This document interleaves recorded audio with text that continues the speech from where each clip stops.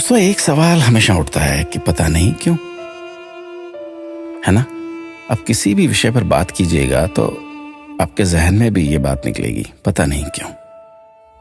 खाने को सादा दाल रोटी होती थी, लेकिन फिर भी किसी को खून की कमी नहीं होती थी, पता नहीं क्यों। स्कूल में अध्यापक खूब कान खींचते थे, डंडों से पिटाई होती थी, लेकिन कोई बच्चा स्कूल में डिप्रेशन के कारण आत्महत्या नहीं करता था, पता नहीं क्यों। बचपन में महंगे खिलौने नहीं मिलते थे, लेकिन हर खेल बहुत आनंदित करता था, पता नहीं क्यों। घर कच्चे होते थे, कमरे कम होते थे, लेकिन माता पिता कभी वृद्धाश्रम नहीं जाते थे, पता नहीं क्यों।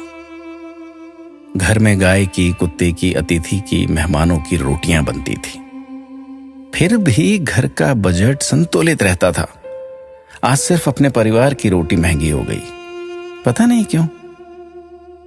महिलाओं के लिए कोई जिम या कसरत के लिए विशेष साधन नहीं थे, फिर भी महिलाएं पूर्ण रूप से, संपूर्ण रूप से स्वस्थ रहती थी, पता नहीं क्यों।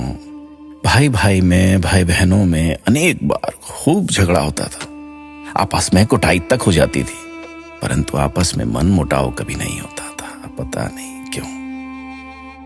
परिवार बहुत बड़े होते थे, पड़ोसियों के बच्चे भी दिन भर खेलते थे, फिर भी घरों में ही शादियां होती थी, पता नहीं क्यों। माता पिता थोड़ी सी बात पर थप्पड़ मार देते थे, लेकिन उनका मान सम्मान कभी कम नहीं होता था, पता नहीं।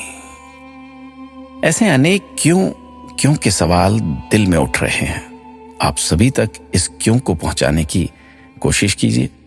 शायद फिर से पहले जैसा सौहार्दपूर्ण वातावरण, आपसी प्रेम, एकता का माहौल बने।